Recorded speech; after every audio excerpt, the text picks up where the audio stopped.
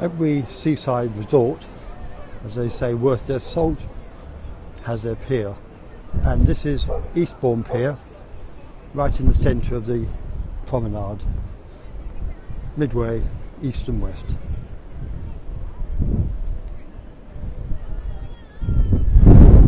Built in 1870. The Duke, which officiated, he was the Earl of Burlington at the time, at its opening.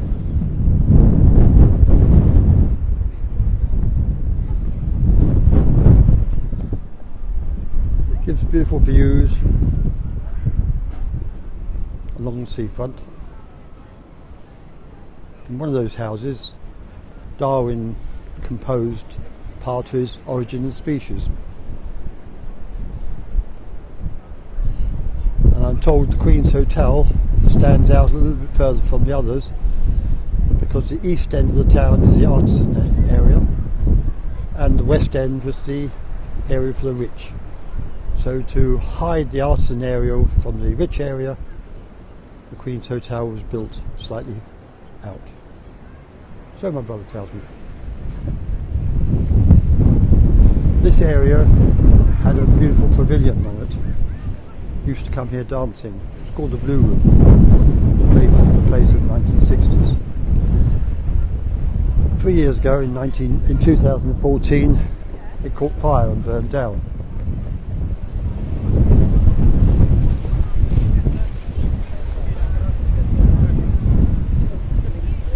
This little area here, where the bench seats are, is going to be rebuilt with little chalet shops similar to the ones that were there originally. The council's given permission for that.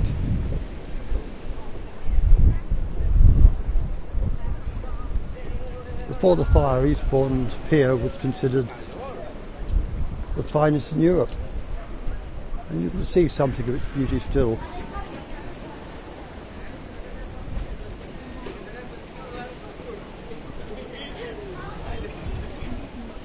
This slope in the centre of the pier is because in 1871 there was a severe storm and the landward end of the pier collapsed. So when it was rebuilt, they built it higher than the original. Consequently, you have a little slope there. And during the Second World War they removed that because they were put in a Bofors gun. The idea was to protect an invasion which might have landed at the pier. In fact, they nearly went further than that. They wanted to destroy the pier. They wanted to blow it up in case the Germans arrived. Luckily they didn't. In Brighton, when we went to see them,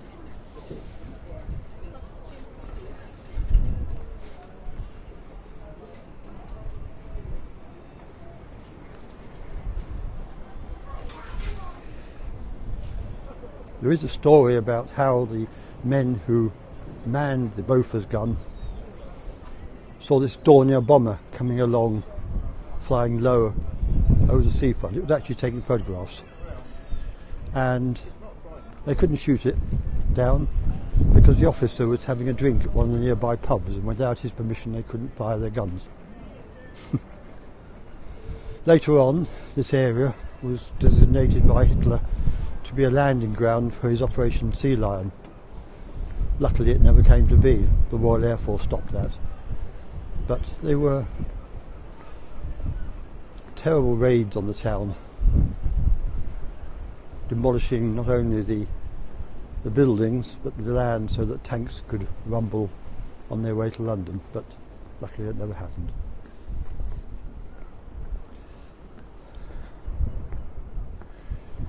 In recent years, the pier has been purchased by one of the owners of the hotels, or an owner of several hotels on the seafront.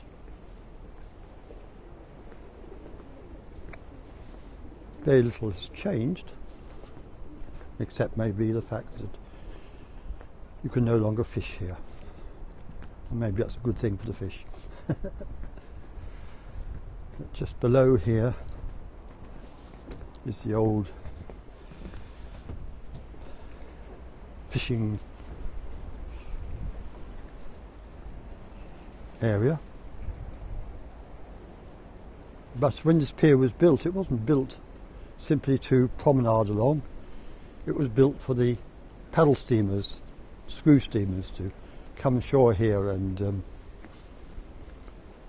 allow the passengers on and off. Maybe one day they might still do that. The end of the pier looks in really good condition now, and they've put quite a lot of things in here which I hadn't seen before. So it's looking good. No smoking, no skating, no fishing on pier. That piece looks a bit dilapidated down there.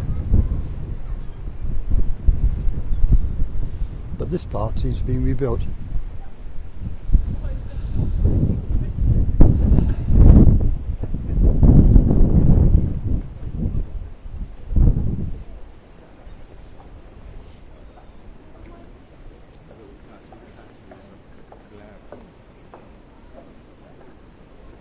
Looking now towards the west end of Eastbourne.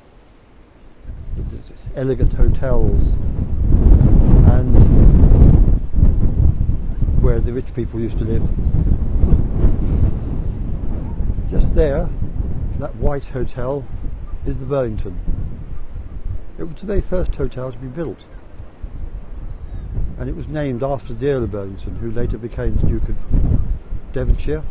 And it's the Duke of Devonshire in 1850 that developed this area of countryside, poor hamlets, but mostly countryside, into one large town. Quite windy here. I don't know how it's coming up. Got a wind gag on the microphone, but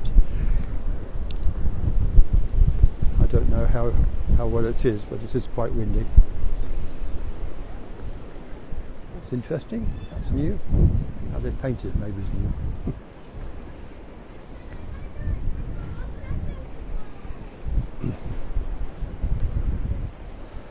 The ironwork here, the main ironwork, is Victorian. It's very beautiful.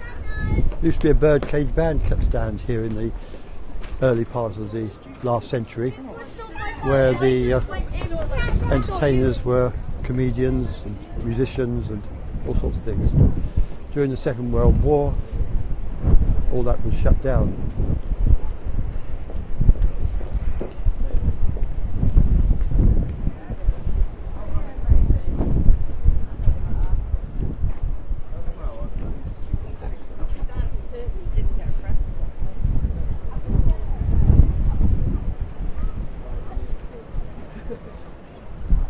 First I've been on the pier for several months, and they've changed it quite a lot. They seem to like their places to have sandwiches and drink.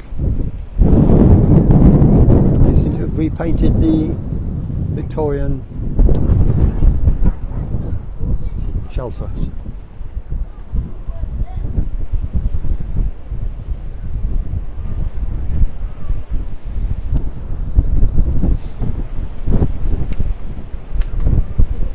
The pier has been the centre point of many films. Half a Sixpence, Brighton Rock. There was controversy when they started to paint the actual domes in gold. Since then, maybe because of the absence of the pavilion, they haven't made any films on the pier since.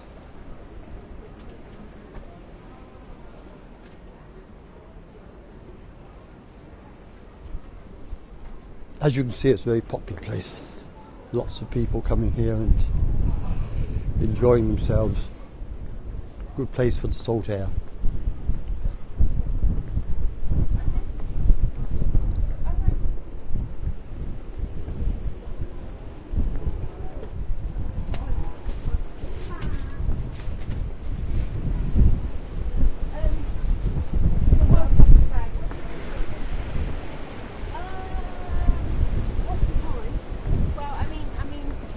Lots of people on the beach.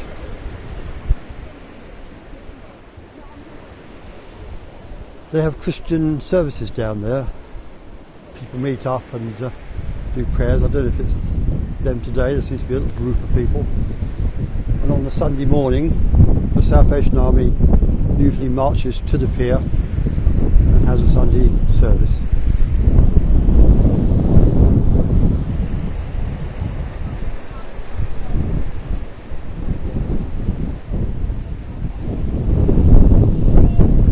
Messages coming up, but I really need to wear glasses or something because I can't read them, and to those I must excuse myself. But when I finish this transmission I will watch it and I will then read all your messages, and thank you very much for joining me on this little walk.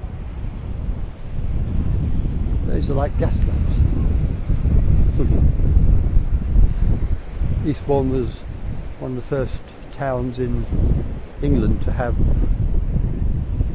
electric lighting. Quite a difference to the lighting we have today. And this is the area which was an amusement arcade, which previous to that was a nice ballroom. Somewhere here, many years ago, half a century ago now, I used to go dancing. The band would be at that end. The girls would sit in front of the band. There would be tables between, and at that end would be the entrance, and the men would sit there. And if you had enough courage, you'd walk the length of the ballroom to ask the girl if she'd like a dance, and sometimes come away very embarrassed when she said no. So this was the blue room.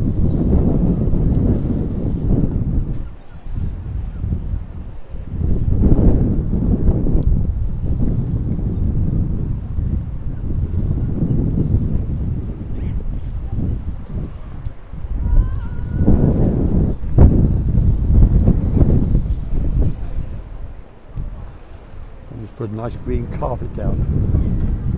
Very impressive. So they have spent a bit of time, money on the pier, and all these curious machines to put in coins into. I bet they know all the penny machines. There used to be penny machines, and the fish and chip shop still flourishes.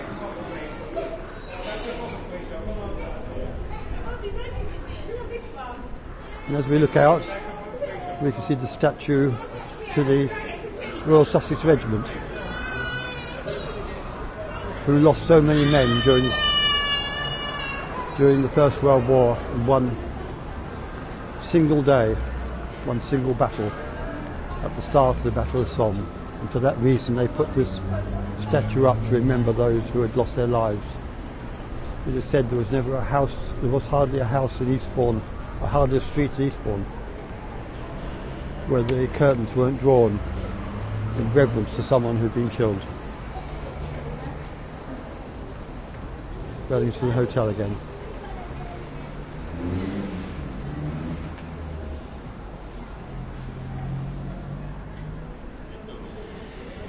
Over there, Karl Marx was helped to write the Manifesto for Communism, given the help by Frederick Engels, who was a rich mill owner, inherited a mill. He lived at number 2 Cavendish Place. So now we come to the end of this little excursion round Eastbourne Pier, and I hope you've enjoyed it, and I hope we meet again through the marvel of scope.